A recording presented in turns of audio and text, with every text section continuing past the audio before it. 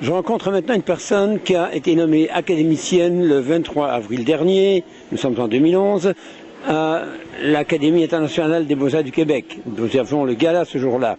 Il s'agit de Madame Florence Dionne, que je vais questionner durement afin de sortir la vérité. Bonjour Madame Dionne. Bonjour monsieur.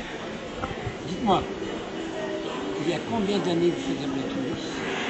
J'ai débuté dans la vie 80, vers 85 à peu près, 1985, de la formation au Moulin des Arts à Saint-Étienne de Lauzon, dans l'école d'Albert Rousseau.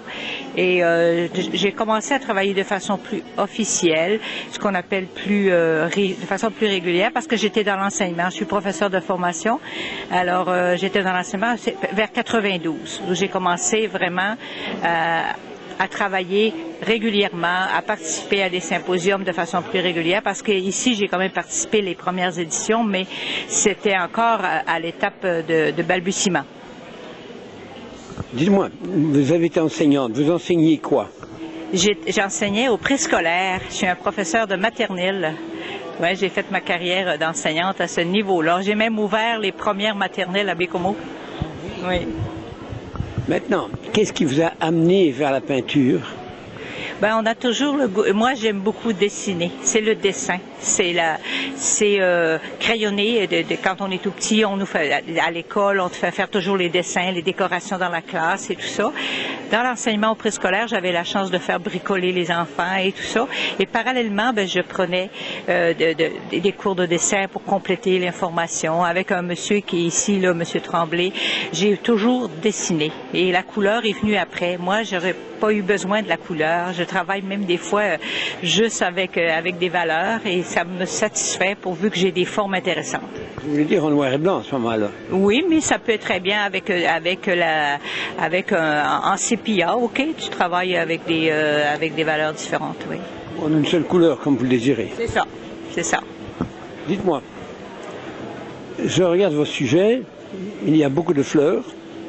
Faites-vous d'autres sujets que des fleurs?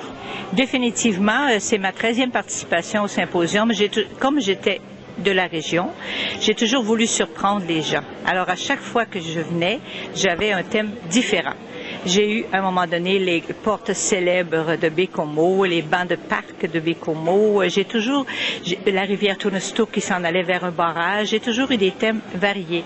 Les pots de fleurs, c'était les premières participations. Et comme je reviens 25 ans plus tard, bien, j'ai eu le goût de rapporter ça parce que les gens aimaient ce thème-là. Je l'intègre de temps en temps, j'ai le goût, parce que ces pots-là, ils existent vraiment à Pointe-des-Monts. Autour du phare de Pointe-des-Monts, c'est un ami qui enseigne au cégep qui a placé plein, tout autour de sa maison, des anciens ustensiles de chantier. Puis les fleurs poussent plus ou moins, mais moi, j'étais envolée, j'en ai plein d'informations par rapport à ça. Alors, quand je sors cette boîte-là de représentation, bien là, je m'amuse un bout.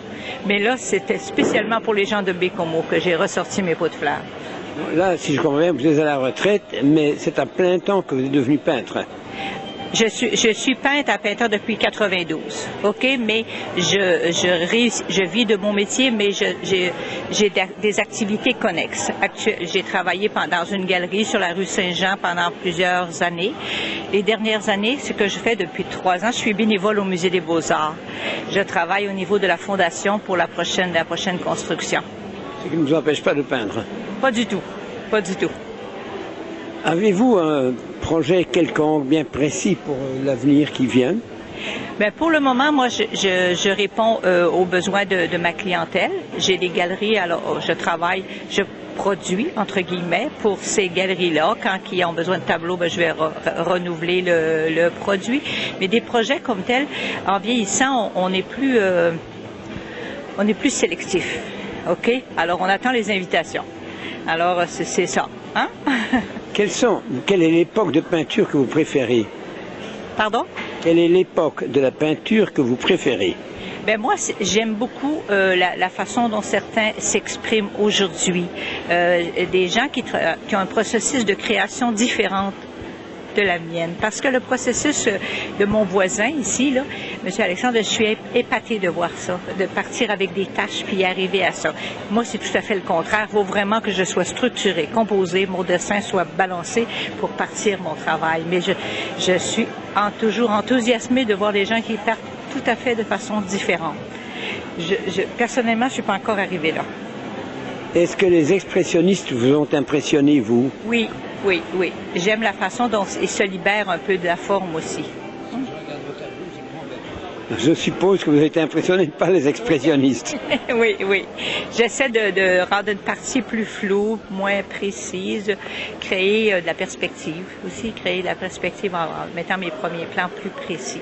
Parce que je racontais, quand j'ai fait le premier symposium ici, moi je peins les verres, mes verres sont bleutés. Okay? Il y a plus de bleu que de jaune.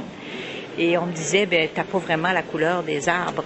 25 ans plus tard, comme on peut voir la progression, j'ai fait des épinettes mauves et personne ne m'a parlé de mes épinettes mauves. Et c'est comme s'ils avaient accepté qu'on pouvait interpréter. C'est ce que j'explique dans mes conférences d'ailleurs, c'est de dire que si on fait exactement ce qu'on voit, autant le faire en photographie. Un artiste doit l'interpréter. Définitivement, c'est ce que j'essaie de faire.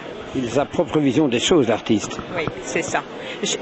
Le commentaire que j'ai, c'est que ça me ressemble. Ceux qui me connaissent, qui m'ont connu dans l'enseignement, qui me côtoient tous les jours, je suis pas quelqu'un qui s'impose, mais je prends ma place, à ma façon. Et vous faites bien. Avez-vous été contente d'avoir été nommée académicienne lors du gala de l'Académie? C'est un beau cadeau. Je dois vous dire là, que j'étais très heureuse de tout ça parce que je sentais que j'étais rendue là. J'avais besoin de cette confirmation-là, puis d'autant plus, je m'en venais ici. Tu sais, les gens savent que je travaille de façon professionnelle, mais être académicienne, j'ai eu plein de compliments pour ça. J'ai eu plein de compliments. Vous avez aperçu que j'ai apporté mon papier, puis bien encadré. J'ai pas apporté le cristal, mais j'étais bien fière de tout ça. Et Madame Dionne, je vous remercie infiniment de cette entrevue.